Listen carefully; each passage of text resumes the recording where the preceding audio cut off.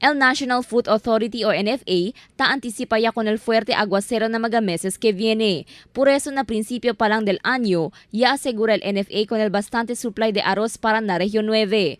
Según con el director regional del NFA Camilo Mactrayo, actualmente yaman posisyon niya sila con mag-aaros na diferentes bodega na Zamboanga Peninsula. Pura na 200 bag de arroz de mas reciente ya descarga, esperanza pa llega aumento 700,000 bag de arroz para na konsumo del rehiyon.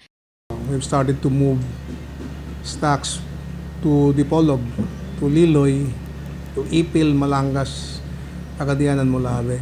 This is in preparation for the requirements of the provinces and in anticipation also of the lean months, which is usually July to September ang lean months, diba? So, nakaposition yung stocks. Según con Mactrayo, uno el ciudad de Zamboanga na mga ciudad que tiene alto consumo de arroz. Hindi según bastante el supply de arroz si depende solamente na produksyon y supply desde el mga sementera na peninsula.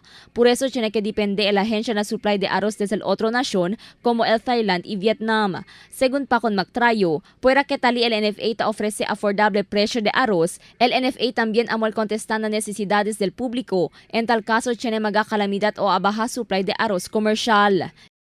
Kailangan i-sustain mo yung supply na kasi pag nagkamali dun sa information dun na kulang ganito, na-triggers the spike eh. Kasi akala nila kulang supply. Kaya ano yun, sinusustain namin yung market to ensure and assure the consumers that there is rice in the market.